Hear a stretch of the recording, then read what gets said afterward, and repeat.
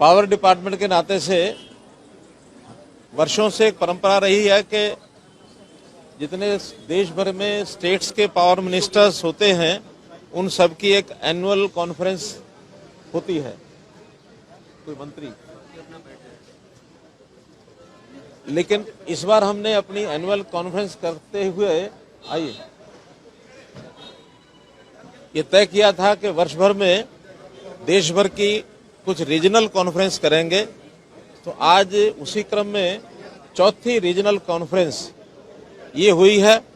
इससे पहले सिक्किम में हुई थी, मुंबई में हुई, बेंगलोर में हुई और आज ये चौथी कॉन्फ्रेंस नॉर्थ वेस्ट की ये जो कॉन्फ्रेंस है 10 राज्यों ने इसमें अपनी उपस्थिति कराई है, जिसके अंदर हरियाणा, पंजाब, चंडीगढ़, राजस्थान, दिल्ली, उत्तर प्रदेश, उत्तराखंड, हिमाचल प्रदेश, जम्मू कश्मीर, लद्दाख, इन सब प्रदेशों के प्रतिनिधि, कई प्रदेशों के केवल अधिकारी आए थे, कुछ प्रदेशों के हमारे मंत्री भी थे, जैसे कुछ प्रदेशों के मंत्री आए थे, कुछ जगह से अधिकारी आए थे, जैसे हमारे हरियाणा से अनिल विज जी पावर मिनिस्टर हैं, पंजाब से हमारे मंत्री स्वयं यहाँ आए हैं, इसी प्रकार से राजस्थान के मंत्री आए थे, दिल्ली के मंत्री थे, उत्तर प्रदेश के मंत्री थे, उत्तराखंड के मंत्री थे, हमारे जम्मू कश्मीर के मुख्यमंत्री स्वयं एनर्जी मिनिस्टर हैं, लेकिन उनके स्थान पर उनके एक मंत्री आए थे। इसी प्रकार से कुछ प्रदेशों के अधिकारी भी आए थे। तो आज जिन विषयों पर चर्चा हुई है उसमें सबसे पहले तो एक टारगेट हमने सबको ये बताया है कि देश के प्रधानमंत्री जी ने जैसा एक कहा है कि देश को 2047 तक हमको विकसित भारत बनाना है, तो विकसित भारत बनाने के लिए हमारा जो पावर डिपार्टमेंट का नारा है कि power for all at all times, ये हमने सिद्ध करके दिखाना है कि कभी पावर की कमी नहीं आने देंगे। जो प्रदेश, जो देश पावर डेफिसिट होता था, आज पावर सरप्लस की ओर हम जा रहे हैं और पावर सरप्लस हम हो चुके हैं।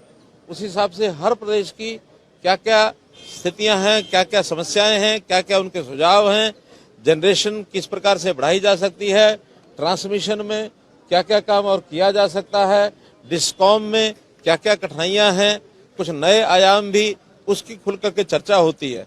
लगभग 6 घंटे की इस मीटिंग में हर विषय की बारीकी से चर्चा हुई और मुख्य रूप से जिसके अंदर ये तय किया गया कि हम आने वाले 2025 अगस्त तक पहला विषय तय किया है कि जो प्रीपेड स्मार्ट मीटर्स हैं, सभी government offices, government employees, government colonies, इन सब में 31 अगस्त तक प्रीपेड मीटर लगा दिए जाएंगे, ताकि पहले पेमेंट करो, जैसा हम टेलीफोन के विषय में करते हैं, बाद में आपको सेवा मिलेगी। इसको बाद में और भी समाज के बाकी कंज्यूमर के ऊपर भी लागू किया जाएगा। और मैं समझता हूँ इसमें जो हमारे कमर्शियल, इंडस्ट्रियल और हाई लोड कंज्यूमर्स हैं, सेकंड फेज में उनको लिया जाएगा, उसके बाद बाकी और मीटर्स को लिया जाएगा। इसी प्रकार पीक डिमांड एक ऐसा विषय होता है जिसके हिसाब से हमको पावर की सप्लाई, इसको ध्यान करना होता है। पीक डिमांड सामान्यतः गर्मी के दिनों में आता है। पिछले वर्ष 2024 में पीक डिमांड जो थी 250 गीगावाट की ये आई थी। इस बार ऐसा अनुमान लगाया जा रहा है कि हम कभी भी 269 गीगावाट तक भी हमारी डिमांड हो सकती है, जिसके लिए हमारी तैयारी है कि जनरेशन उस समय तक उतनी पूरी रहेगी, कोई कमी नहीं आएगी, ऐसा मैं मानकर चलता हूं। हमारे यहाँ इंटर स्टेट ट्रांसमिशन सिस्टम, क्योंकि स्टेट्स को अपना जो ट्रांसमिशन सिस्टम बनाना होता है उसको किस प्रकार से और मजबूत किया जाए, और उसमें भी टैरिफ बेस्ड कॉम्पिटिटिव बिडिंग के ऊपर और इस सिस्टम को लाया जाए, ताकि एक उचित दाम के ऊपर और ट्रांसमिशन लाइंस प्राइवेट जो पार्टनर्स हैं हमारे, वो भी इसमें आ सके और इसी आधार पर कंपटीशन में स्टेट्स और प्राइवेट पार्टनर्स पीपीपी के मॉडल के ऊपर और इस ट्रांसमिशन लाइन में आ सकें, इसके ऊपर हम ध्यान कर रहे हैं।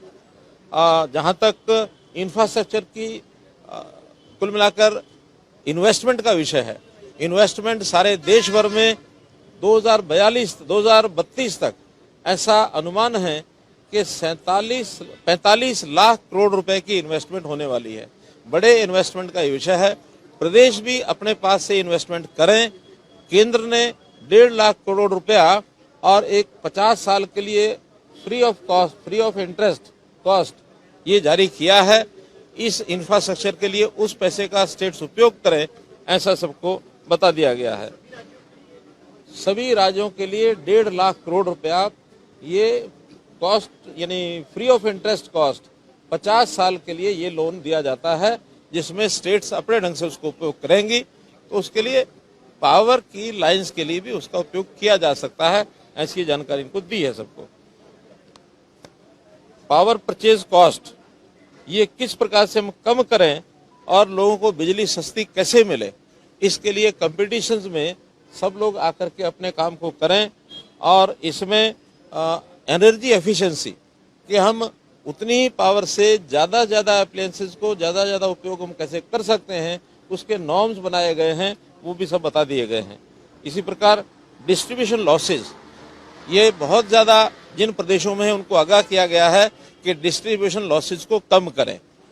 ऑन एवरेज नेशनल लेवल पर 16% ये AT&C लॉसेज हैं, लेकिन कुछ प्रदेशों के आज भी 17%, 18%, 20% तक भी हैं। वो कैसे अपने लाइन लॉसेज को कम करें, कैसे अपने स्मार्ट मीटर लगाएं, बिजली की चोरी रोकें, इससे भी हमारे डिस्कॉम्स मजबूत होंगे तो बिजली की व्यवस्था और अच्छी बनेगी। ग्रीन एनर्जी कॉरिडोर्स, अब देश में एक ये भी हमें प्रतियोगिता करनी पड़ेगी कि हम रिन्यूएबल एनर्जी को कितना ज़्यादा लागू कर सकते हैं, पैदा कर सकते हैं और लोगों को सप्लाई कर सकते हैं।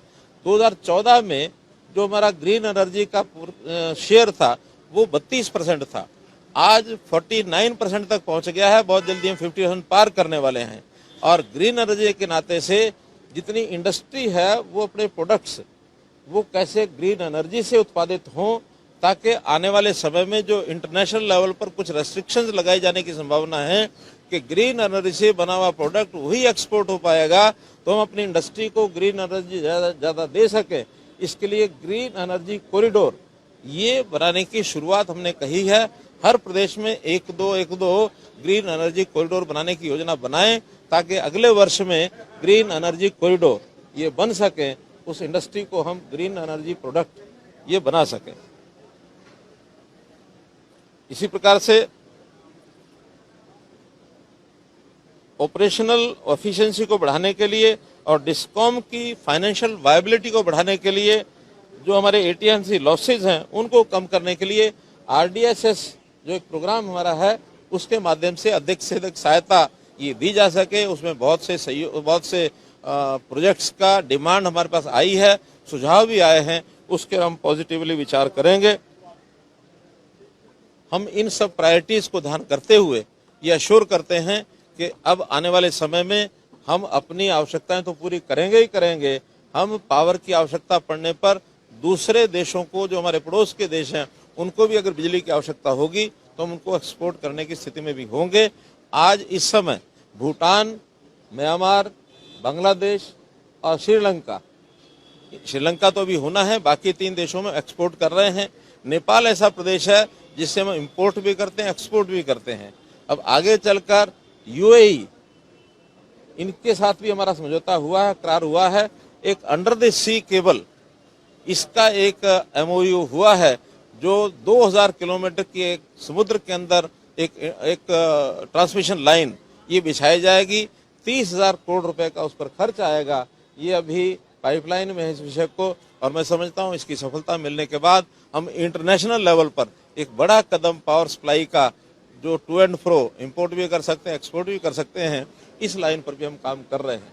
कुल मिलाकर के पिछले 1 वर्ष में पावर डिपार्टमेंट में पर्याप्त काम हुए हैं। आगे आने वाले समय में भी पावर डिपार्टमेंट की ओर से हम देश की जनता को भी, एडमिनिस्ट्रेशन को भी, सबको विश्वास दिलाते हैं कि इस डिपार्टमेंट के माध्यम से जो ऊर्जा की हमारी आवश्यकता, देश को विकसित भारत बनाने के लिए हमारा ट्रेड बढ़े, हमारी इंडस्ट्री बढ़े, हमारे पावर की जो आवश्यकता है, चाहे वो कंज्यूमर के लिए किसी भी रूप में आवश्यकता, उसको हम पूरा करेंगे।